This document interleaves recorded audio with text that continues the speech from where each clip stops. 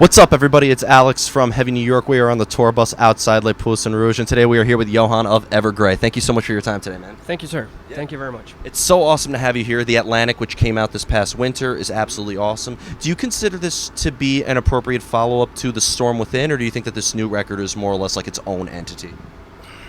No, I mean, I think we view these past records as part of a chronicle or a tale or whatever you want to call it. So it's definitely got a thread running through. Okay, for sure. Interesting. So, do you take a new approach to the sound of Evergrey with every album, or has the making of every record been its own experience? Yeah, I mean, every record is different because we're in a different mindset when we make a record, compared to the previous one. And it could be, for the past few records we've had, for like inspiration, it could be like a certain soundtrack that we like from a movie that just has a vibe to it. We are very much, vibe guys. We go for a vibe when we try to write music. And for instance, the Storm Within, we had a couple of soundtracks that we really liked from movies, and we had some pictures and we had some ideas of like visual ideas that we wanted to like almost put our own soundtrack to. So, and we did the same thing with this. We knew this was going to be water based, so to speak. So being that you mentioned you're very driven by the vibe, does the vibe come before you lay down any music at all, or could the vibe like possibly change as you're exploring your sound a little bit more? That's a good question. I think going into an album, we know sort of what we want to, what territory we want to explore. And it could be like on this record, we found a certain sound, a keyboard sound that was like, whoa, this has to be featured because this makes us feel a certain way. It's like, okay, this is an important sound. And so if we find that, it's just that first spark that usually does it. And without saying too much, we've already been talking about the next record as yeah. Without saying too much. Yeah. So we might have an idea at least, but that could change. But. So you mentioned like you're listening to soundtracks. It's fair to say, does inspiration for music always come from an external source, or is there ever like personal experiences or something from within that could also help determine the outcome of the music? Oh yeah. I mean, especially lyrically, that Tom writes all the lyrics, and I mean, what he writes is obviously based on his experiences. So lyrically, it comes from within, but songwriting wise, we all love a ton of different kinds of music. So what comes out is obviously we listen to a lot of music, and then it filters through us, and then it kind of comes out. So when he writes all the lyrics, as you mentioned, can that help determine how you approach the song and how you write the music? Well, he usually writes the lyrics after the music is done, but he usually has an idea of what he wants the overall lyrical concept for the record. Like, oh, I want it to be about this and this and this, so that obviously influences your writing. We're not a happy band, musically, so you make many of your fans happy, I gotta say. Yeah. That's good. I think you use a negative sound to make a positive vibe. Yeah, hopefully. I mean, we don't want people to slit their wrists when they listen to us, but Fair enough. Yeah, right. One question I really like to ask, because being like a progressive metal band, not to pigeonhole you guys by any means, but like, they always thrive on very big song lengths and stuff. So how do you know when a song is done? Well, I don't know. I mean, the length of songs isn't really. It's not that important. I mean, we're not an MTV band or a chart band, so we don't have a big label that goes, oh, you need to write a hit single.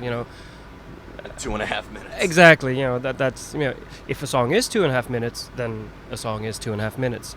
But I think the first song on this record, A Silent Arc, it's like 8, something like that, and that was the first video we released. And I don't know, song length isn't that important. When a song is done, it's done, and if it's 2 minutes or if it's 10 minutes, it doesn't matter. Now, this is going to be my first time seeing Evergrey live tonight. I'm really looking forward to it. Every time I'm listening to a band, regardless of what style they are, it's always a different experience seeing them live versus listening to them, no matter how good they execute the material live. Is there a similar energy that you portray on stage as you are when you're in the studio, or is it a completely different mind frame altogether?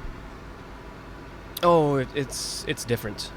For me, anyway. I mean, the studio is about trying to capture the moment as best you can, and obviously you only have one chance to play a song live, so you want to capture it that well on stage as well. But I mean,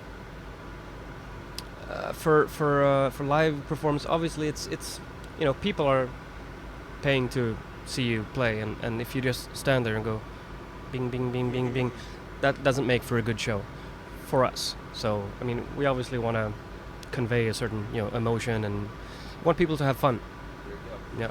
Do you try to execute the material exactly how people are hearing it on the record, or is there maybe some, like, do you guys throw in an extra guitar solo, or? No, I mean, we're pretty faithful to the records, I think. I mean, there's always room for teeny tiny things to change here and there. I mean, Tom probably, he changes his vocal lines a little bit maybe from night to night, and maybe the guitar solos aren't exactly like the record, but I mean, it's not going to be radically different. And the final question I want to ask you is, and my viewers are probably so sick of me asking this to every Swedish band I've interviewed, but you guys are from Gothenburg, right? Yeah, Evergrey is based in Gothenburg. So were you affiliated in that scene with like the Dark Tranquility and In Flames, At the Gates, The Haunted, or were you a band that kind of wanted to get outside of Sweden more to get the name out there? I mean, it's a completely different kind of music, I feel. I mean, the what you call the Gothenburg sound is more like melodic death, if you wish. Yeah. And obviously Tom isn't a death metal vocalist.